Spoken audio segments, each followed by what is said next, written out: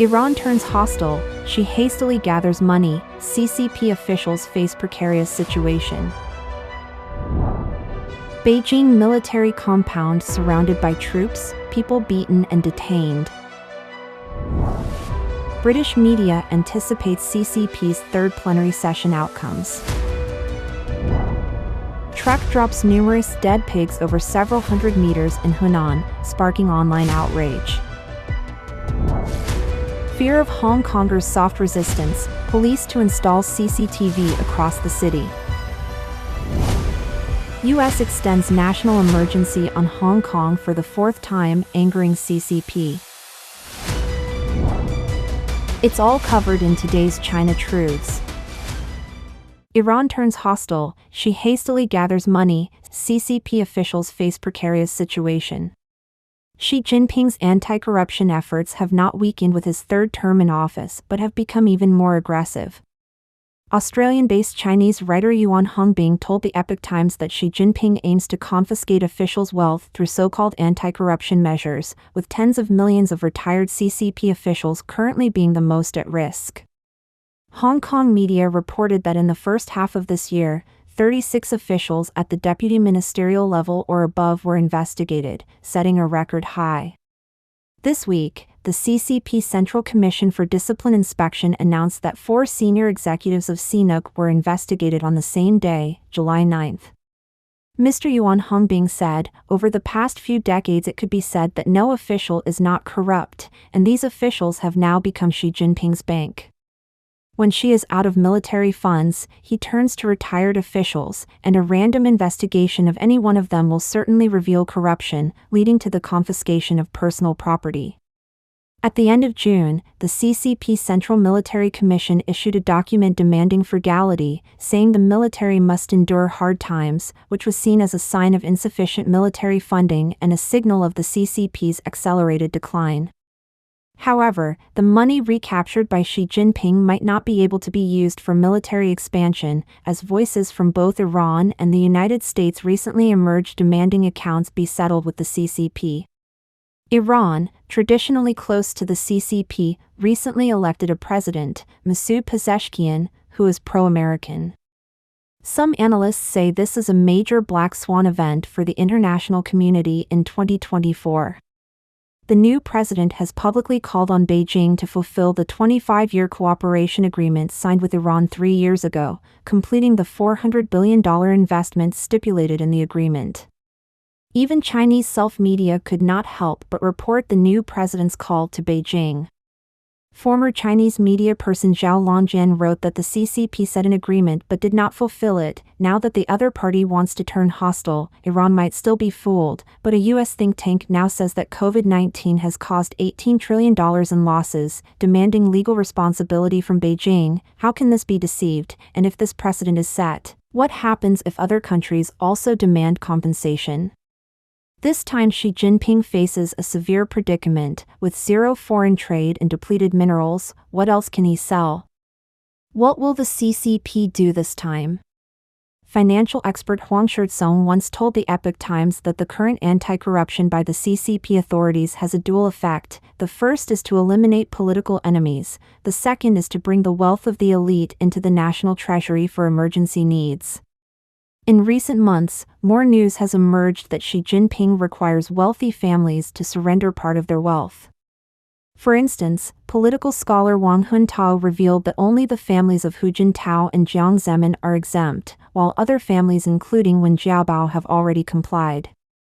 Zhao Longjian revealed last December that Xi Jinping demanded the second generation of Reds to hand over 1/3 of their property to the central government to get through tough times. Mr. Zhao Longjian then said that this was a risky move by Xi, which could exacerbate internal conflicts within the Red elite group, thereby inducing more sudden changes. Beijing military compound surrounded by troops, people beaten and detained. On July 11, just 3 days before the CCP's 20th third plenary session, multiple videos circulated online showing the Beijing military compound being surrounded by troops. The videos show several female family members arguing with a soldier wearing a helmet, mask, holding a shield, dressed in camouflage, and a bulletproof vest. Two female family members accuse the soldiers of checking and registering the identity of every person and vehicle entering and exiting the compound, even if the same vehicle re-enters within 5 minutes. The soldier responded that they were on a mission. He also said, "This is a military control area, we are just following orders and missions," and that capturing their military attire on video would be a breach of security, demanding that they delete the video. The family members clearly were not intimidated but instead threatened back, "Try touching me and see what happens," and questioned, "What military control area is this? This is a residential area for families. If you are afraid of leaks, go to the office area. What are you doing in the family area?" They told the soldiers that the soldiers had been deceived and exploited by those with ulterior motives, that their duty was to protect the country and the home, not to assist tyranny and oppress the common people. Their actions were witnessed by the children in the courtyard, who would want to become soldiers after seeing this. Clearly, these family members displayed a sense of superiority in front of these soldiers. Subsequently, one of the female family members made a phone call to the police, saying on the phone, "Hundreds of fully armed riot police with shields are facing us. I don't know what they want to do. Please send the police quickly."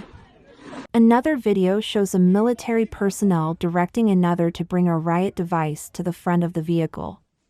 Another scene shows about 10 riot police quickly tackling a person, followed by a chaotic noise, with a family member saying, "The soldiers have started hitting people." The video subtitles and the woman's phone call both indicate that the address of the military compound is 87, Xiangshan South Road, Beijing. Netizens on social media platform X speculated, "It seems they came to capture a big tiger." Others said, 87, Xiangshan South Road is probably the den of the Rocket Army and the General Equipment Department. Xiangshan South Road is not just any military compound. The last altercation involved moving retired veterans' families out of the residential area. A social media account Zhou Guan posted that the 78th compound is a high-ranking official's family compound, about a 20-minute drive from the Central Military Commission's Joint Operations Command Center in Xishan. Some speculate it seems to be monitoring and imposing restrictions on the families of high-ranking military and officials, limiting officials from various collaborations before the third plenary session. British media anticipates CCP's third plenary session outcomes. The CCP's third plenary session, opening today, July 15, in Beijing, is set to outline China's economic direction for the next 5 years and beyond. The session will likely focus on investments in technology and fiscal policy, with the Financial Times noting it will not likely introduce major economic stimuli. Experts call for bold measures to boost domestic demand and prevent deflation, but CCP Premier Li Qiang, speaking recently at the World Economic Forum in Dalian, indicated no drastic actions would be taken, advising gradual economic adjustments instead. Li Qiang likened the post-pandemic economy to a convalescent needing gentle care, not strong medicine. Meanwhile, market reactions have been tepid, with key stock indices in Shenzhen and Shanghai dipping 1.6% since Li's speech. This is not good news for Chinese citizens hoping to escape pay cuts and unemployment. The uncertain economic situation also hampers economic growth, suppresses household spending, and the high youth unemployment rate affects purchasing power. Historically, the third full meeting has addressed urgent economic issues, using it as a platform for significant reforms, like Deng Xiaoping's 1978 economic opening. Today, however, reform under Xi Jinping implies careful economic adjustments rather than sweeping changes. Observers like Andrew Batson of Gavkal Dragonomics believes we should not expect a fundamental break from the path Xi Jinping is on, as national security needs now outweigh the need for economic growth. Analysts are scrutinizing recent speeches by Xi Jinping to gauge potential policy shifts in an upcoming secretive meeting scheduled for July 15 to 18. The focus is likely on Xi's concept of a new quality of productivity, encompassing advanced technologies, green energy, upgraded manufacturing, and reforms in fiscal, social welfare, and the household registration system aiming to boost private sector confidence.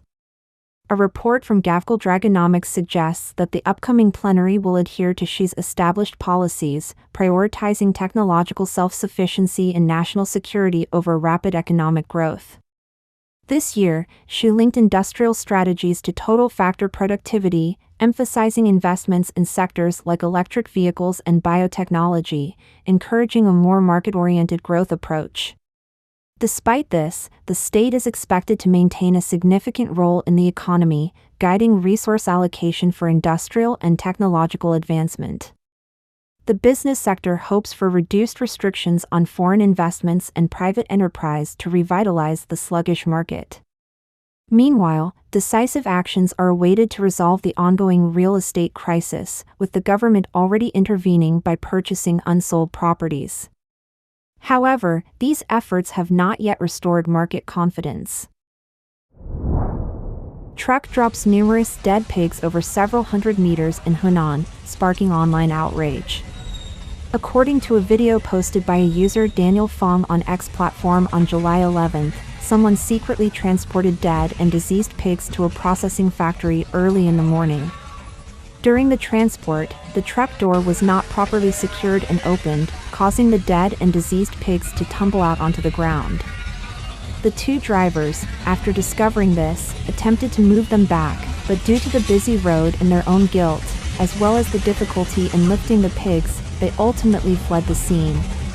The local government stated on July 11 that the incident occurred during a harmless treatment process by a certain company, and the relevant departments had organized forces to complete the site cleaning and comprehensive disinfection work. This incident caused a stir among netizens. Some netizens from Henan said, "It stinks to death right in front of my shop. It's impossible that they all died from the fall, those were already dead pigs." Many netizens are worried, could it be the raw materials for starch sausages or some braised meat? If it hadn't fallen, it would probably have been eaten. Terrifying. Really frightening. My God, can this pork still be eaten? Could these dead pigs silently make their way into the market, eventually landing on the plates of us ordinary consumers? Some questioned, definitely sold, and the common people ate it. Because I don't believe in harmless processing. This needs to be thoroughly investigated, otherwise who would dare to eat meat with confidence? Recently, a tanker carrying chemical oil in mainland China was exposed by the media for transporting edible oil and syrup without being cleaned, causing public panic and outrage, and the situation is still burning. Now, another incident of dead pigs everywhere has occurred in Zhoukou, Henan, with many netizens believing that many things are ruined by the Communist Party. Fear of Hong Kongers' soft resistance, police to install CCTV across the city. On the 7th, Hong Kong Police Deputy Commissioner in charge of National Security, Kin Kai-yen, stated in a television interview that the addition of CCTV cameras is beneficial for overall society and national security. He mentioned that there would be a study on how to use CCTV to gather intelligence, asserting that national security risks still exist in Hong Kong. Kin claimed that some individuals continue to engage in soft resistance, using edgeball tactics. He cited examples such as the Sheep Village picture books and actions against organ donation as instances of soft resistance. Some scholars have pointed out that the current Hong Kong government uses various methods to enhance surveillance and intimidation of Hong Kongers, describing the government's approach as using fear as a means of governing Hong Kong. Other commentators believe that the government's actions reflect a fear of Hong Kongers' soft resistance. Hong Kong's social policy and public administration scholar Chung Kinhua told the Epoch Times that the Hong Kong government is using every possible method to increase surveillance and intimidation of its citizens. He said, even without CCTV, there are severe human rights violations. With CCTV, it will be even worse, describing the government's approach as using fear as a means of governing Hong Kong. He likened the situation to the mainland, where cameras are ubiquitous, furthering the mainlandization of Hong Kong. Professor Chung believes that this move by the government infringes on privacy. He pointed out that while the UK was the first to install surveillance cameras, the use of the related data and footage is strictly regulated and supervised by democratic mechanisms.